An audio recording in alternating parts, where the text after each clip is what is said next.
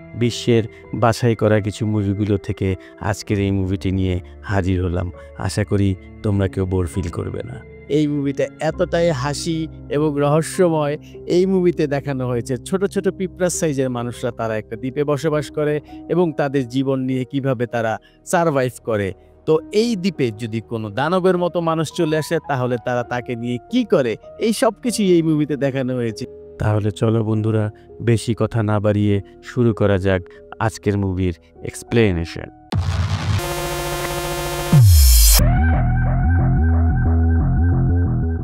মুভির শুরুতেই আমরা দেখতে পারি হাসি খুশি নাদুস নুদুস এক লোককে, যার নাম হচ্ছে গালিভার।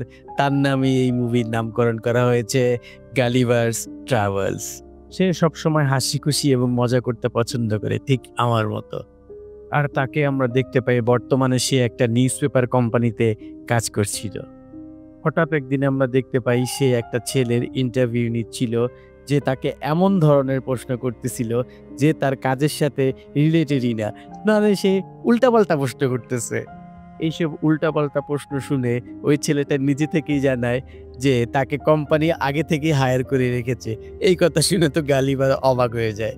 তো কি আর করার, যখন কোম্পানি আগে থেকে হায়ার করে রেখেছে তো গালিবার সেই ছেলেটিকে নিয়ে পুরো অফিস ঘুরিয়ে দেখাতে থাকে। এবং তখনই আমরা একটি মেয়েকে দেখতে পাই, যে মেয়ের নাম হচ্ছে ডার্সি। আর ডার্সি হলো এই কোম্পানির ট্রাভেল এডিটর, মানে হচ্ছে যত ভ্রমণ বিষয়ে খবর আছে সবগুলোই সে ছাপে। আর এই ডার্সিকে দেখলে গালিবারের মনে লাড্ডু ফুটতে থাকে, মানে সে মনে মনে ডার্সিকে অনেক পছন্দ করে। আর এই নতুন এমপ্লয়িটা তাদের দুইজনের ইটিস পিটিস তাকাতাকি দেখেই সে বুঝতে পারে যে গালিবার হয়তোবা ডার্সিকে অনেক পছন্দ করে। তারপরেই আমরা দেখতে পারি যে গালিভার এবং নতুন এমপ্লয়িটা তারা অফিসে কিছুক্ষণ ঘোরাঘুরি করে আশেপাশে সব কিছু দেখা হয়ে গেলে তারা দুজন মিলে লিফটে উঠে, এবং তখনই আমরা দেখতে পারি ডার্সিও সেই লিফটে এসে উপস্থিত। ডার্সির উপস্থিতি দেখে সেই নতুন এমপ্লয়িটা লিফট থেকে নেমে যায় এবং তাদের দুইজনকে ভালো একটা সময় এক্সপ্লেন করার জন্য রেখে যায়। কিন্তু এদিকে আমরা দেখতে পারি এই বলদ গালিবার সে ভালো করে এক্সপ্লেন করবে কি টাইপ, সে তো কিছুই বলতে পারে না, সে চুপচাপ দাঁড়িয়ে থাকে। আর তখনই আমরা দেখতে পাই ডার্সি সেখান থেকে নেমে যায়। আর এই গালিবার সে চিৎকার করতে থাকে, মানে সে আসলে কিছুই তো বলতে পারে নাই। এদিকে আমরা একদিন দেখতে পারি গালিবার তার অফিসে গিটার বাজিয়ে উল্টাপাল্টা নাচ গানা করতেছে, এবং তখনই আমরা দেখতে পারি সেই নতুন এমপ্লয়িটা হাতে একটা খাম নিয়ে এসেছে এবং গালিবারকে জিজ্ঞেস করতেছে, গালিবার তুমি কি জানো যে আমার প্রমোশন হয়েছে? আর আজ থেকে আমি তোমার বস। তোমার এই লাজুক স্বভাবের কারণেই তোমার কোনো প্রমোশন হয় না। এখনো সময় আছে, তুমি শুধরে যাও, তাহলেই ভালো কিছু করা সম্ভব। আর এই সব কথাবার্তা শুনে গালিবার খুব কষ্ট পায় এবং রাগ করে সে ডার্সির রুমে চলে যায়। আর সেখানে গিয়েই সে টেবিল থেকে একটা ফর্ম উঠিয়ে নেয়, যেটা ছিল ট্রাভেলের এক অ্যাসাইনমেন্টের ফর্ম। তখন ডার্সি তাকে জিজ্ঞেস করে যে তোমার কি ট্রাভেলে কোনো ইন্টারেস্ট আছে? তখন গালিবার এমন একটা ভাব নেয় যে সে পুরো পৃথিবী ঘুরে এসেছে, মানে সে পাট নিয়ে বলে অবশ্যই আছে। এবং সে এক এক করে বিভিন্ন দেশের নাম বলতে থাকে আর বলে এই সব দেশ আমার নখদর্পণে, আমি এই দেশে প্রত্যেকটা অলিগলি চিনি। আর এই সব কথা শুনে ডার্সি তো খুব অবাক হয়ে যায় এবং ডার্সি তখন বলে যে তুমি এক কাজ করো, আগামীকাল মেক্সিকো নিয়ে একটা ট্রাভেলের উপরে একটা লেখা নিয়ে আসো, দেখি তুমি কেমন পারো। এদিকে আমরা দেখতে পারি সেদিন রাতে গালিবার যখন লিখতে বসেছে তখন সে কিছুই লিখতে পারতেছে না, মানে তার কি বলবে। সে তো ডার্সিকে দেখে অনেক পাট দেখিয়ে কথাবার্তা বলেছে, বাট সে তো আসলে কোনো দেশই ঘুরে নাই, সে সবকিছু মিথ্যে বলেছে। এখন সে কিভাবে লিখবে? তাই আমরা তাকে দেখতে পারি যে সে গিটার বাজিয়ে নিজের পেটকে ঢোল বাজিয়ে সে নিজের প্রিপারেশন নিতে চেষ্টা করতেছে যে সে কিছু একটা লিখবে। এরপর গালিবার অনেক চিন্তা ভাবনা করে বিভিন্ন আর্টিকেল থেকে কপি করে, বিভিন্ন প্যারাগ্রাফ থেকে কপি করে, এইরকম নানান জায়গা থেকে কপি পেস্ট মেরে সে সুন্দর একটা আর্টিকেল তৈরি করে এবং পরের দিন সেটা ডার্সিকে জমা দেয়। আর এই আর্টিকেল দেখে ডার্সি তো পুরাই ইমপ্রেস হয়ে যায় এবং গালিবারকে বলে তুমি এত সুন্দর আর্টিকেল লিখতে পারো, আমার তো জানাই ছিল না। তুমি এক কাজ করো, তুমি বারমুডা ট্রায়াঙ্গেলে চলে যাও, ওইখানে গিয়ে ঘুরে ফিরে ওইখানের একটা আর্টিকেল তৈরি করো, কারণ বারমুডা ট্রায়াঙ্গেলের আর্টিকেল এখনো পর্যন্ত কেউ ভালোভাবে তৈরি করতে পারে নাই। তো তুমি যদি তৈরি করতে পারো তাহলে তুমি রাতারাতি ফেমাস হয়ে যাবা। আর এই কথা শুনে গালিভারও রাজি হয়ে যায়। তারপর আমরা দেখতে পারি ডার্সি গালিভারকে বলে, তাহলে তুমি প্রস্তুতি নেওয়া শুরু করো। তার কথা মতো আমরা দেখতে পারি গালিভার বারমুডা ট্রায়াঙ্গেলে যাওয়ার জন্য পরের দিন বেরিয়ে পড়ে। আর ডার্সি আগে থেকেই একজন লোক ঠিক করে রেখেছিল, যে ছিল এই বোর্ডের ক্যাপ্টেন। তারপরে আমরা দেখতে পারি ক্যাপ্টেন গালিভারকে নিয়ে সোজা বোর্ড পর্যন্ত নিয়ে আসে এবং সেখানে বোর্ডের ইন ডিটেলস তাকে বুঝিয়ে দিতে শুরু করে, যে কিভাবে সামনে যায়, কিভাবে পিছনে আসে, কিভাবে লোকেশন চেক করতে হয়, মানে ইচ অ্যান্ড এভরিথিং। তখনই আমরা দেখতে পারি বলদ গালিভার বলে যে, মিয়া এইগুলো কোনো ব্যাপারই না, আমি জীবনে কত বোট চালাইছি, আর এটা চালানো কোনো বিষয়, আমি সব কিছু বুঝে গেছি, আমার আর কিচ্ছু বোঝার দরকার নেই, এখন শুধু তুমি আমাকে যেতে দাও। এরপর আমরা দেখতে পারি গালিভার বারমুডা ট্রায়াঙ্গেলে যাওয়ার জন্য বোট স্টার্ট দেয় আর সামনের দিকে যেতে থাকে বিন্দাস। যেতে যেতে গালিভার একটা রোবট তৈরি করার বই মানে ম্যাগাজিন পড়তে থাকে, কিন্তু কিছুক্ষণ পড়ার পরে আমার মতো ঘুম চলে আসে গালিভারের। মানে আমারও ঠিক বই পড়তে গেলে ঘুম চলে আসে। বন্ধুরা, তোমাদের কি আসে? যদি তোমাদেরও আসে তাহলে কমেন্ট বক্সে লিখে আমাকে জানিয়ে দাও। তো গালিভার তো সেই রকম ভাবে ঘুমিয়ে আছে। তো কিছুক্ষণ পরেই আমরা দেখতে পারি বোটটি চলতে চলতে হঠাৎ করে সমুদ্রে তুফান উঠে যায়। গালিভার হঠাৎ করে চোখ খুলে দেখে যে এক বিশাল ঝড়। এই ঝড়ে তো আর কিছু করার নেই, তো সে তাড়াতাড়ি লাইফ জ্যাকেট পরে নেয়, কিন্তু ততক্ষণে অনেকটা দেরি হয়ে গেছে।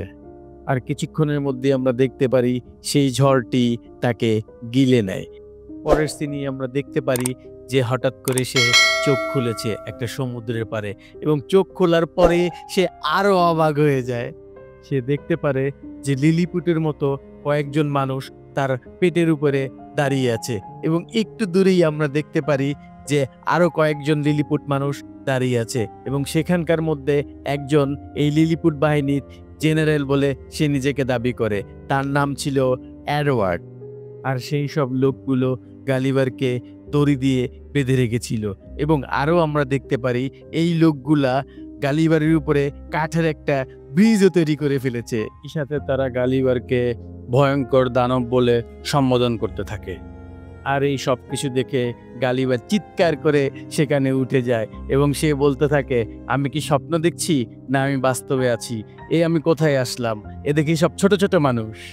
এই কথা বলে গালিভার চোখ বন্ধ করে দাঁড়িয়ে থাকে। তখনই আমরা দেখতে পারি সেই লিলিপুটেরা পিছন থেকে হুক মারে, মানে রশিতে বেঁধে হুক ফিক্কা মারে এবং গালিভারের প্যান্টে গিয়ে আটকে যায় এবং টেনে গালিভারকে সেখানেই ফেলে দেয়। আর এই মোক্ষম সুযোগকে কাজে লাগিয়ে সেই লিলিপুটেরা গালিভারকে বেঁধে গাড়ি দিয়ে রাজার কাছে নিয়ে যায়।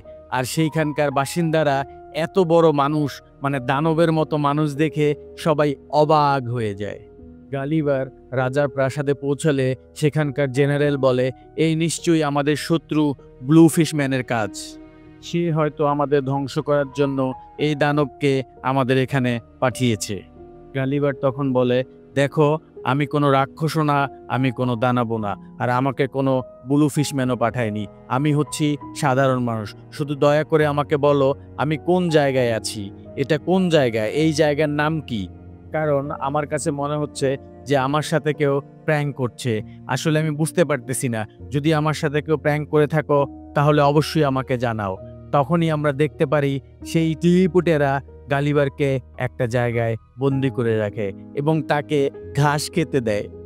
আর এই ঘাস দেখে গালিভার তো খেপে যায়, বলে, আমি কি গরু নাকি যে তোমরা আমাকে ঘাস খেতে দিয়েছ? আর গালিভারের সাথে সেখানে এক বন্দির দেখা হয়, যে বন্দির নাম ছিল হ্যারি। আর হ্যারি হচ্ছে এই লিলিপুট শহরের সবচেয়ে বড় মানুষ। তো গালিভার তাকে দেখে বলে, তুমি এইখানে কেন বন্দি আছো?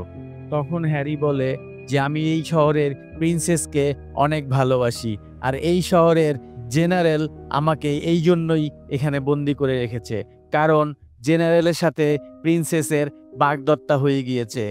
আর এই কারণেই জেনারেল চায় না আমি প্রিন্সেসের সাথে দেখা করি, তাই আমাকে এখানে বন্দি করে রেখেছে। আর ঠিক তখনই আমরা দেখতে পারি যেখানে বাঘের ভয় সেখানেই রাত হয়, আর সেখানেই জেনারেল এসে হাজির। জেনারেলকে দেখে গালিভার বলে, তুমি আসলেই একটা বোকা, আর বোকা না হলে কি তুমি আমাকে বন্দি করেছো? তো জেনারেল জিজ্ঞেস করে বোকা মানে কি, কারণ সেখানকার লিলিপুটেরা বোকা মানে শব্দের অর্থ জানতো না। তখন গালিবার বলে বোকা মানে হচ্ছে বুদ্ধিমান। আর এই বুদ্ধিমানের কথা শুনে সেখানকার জেনারেল অনেক খুশি হয় এবং সে চিল্লাতে থাকে, আমি অনেক বুদ্ধিমান, আমি অনেক বুদ্ধিমান। তো জেনারেল তো বুদ্ধিমান, তাই সে বুদ্ধিমত্তার পরিচয় দিয়ে এই দানবকে তার বসে বসে খাওয়ানো যাবে না, তাই এক অত্যাধুনিক মেশিন বানায় জেনারেল এবং সেই মেশিনের সাথে গালিবারকে অ্যাড করে তাকে দিয়ে জমি চাষ করায়, মানে গালিবারে পুরাই বলদ বানায় দিল। আর এখানে সবচেয়ে মজার বিষয়টা হচ্ছে সেই মেশিনটা পরিচালনা জেনারেল নিজেই করে। আর ঠিক কিছুক্ষণ পরেই আমরা দেখতে পারি সেই লিলিপুট রাজ্যে অন্য এক বাহিনী আক্রমণ করে এবং সেই বাহিনীরা এই রাজ্যের প্রত্যেকটা জায়গায় আগুন ধরিয়ে দেয় এবং সেই রাজ্যের প্রিন্সেসকেও কিডন্যাপ করার চেষ্টা করে। ঠিক সেই সময় প্রাসাদের সাইলেন্ট বেজে ওঠে, আর এই সাইলেন্টের শব্দ শুনে সেখানকার জেনারেল খুব দ্রুত প্রাসাদের দিকে এগিয়ে যায়। তখন আমরা দেখতে পারি হ্যারি গালিবারের সব বাঁধন খুলে দেয় এবং গালিবারকে অনেক রিকোয়েস্ট করে যে তোমার সাহায্য এখন আমাদের অনেক দরকার, তুমি যাও, তাড়াতাড়ি গিয়ে প্রিন্সেসকে রক্ষা করো। এই কথা শুনে গালিবার যায় এবং সেখানে প্রিন্সেসকে রক্ষা করে, কিন্তু আমরা দেখতে পারি প্রাসাদে আগুন লাগার কারণে সেই প্রাসাদের আশেপাশে যত মানুষ ছিল সবাই খুব দৌড়াদৌড়ি করা শুরু করে। সেই আগুনের মধ্যে রাজা এবং তার মন্ত্রী ফেসে যায় একটা ঘরে এবং আমরা দেখতে পারি হ্যারি তখন গালিবারকে বলে যে তুমি ওনাদের বাঁচাও এবং খুব দ্রুত একটা উপায় বের করো। তখনই আমরা দেখতে পারি গালিবার চটপট একটা উপায় বের করে ফেলে।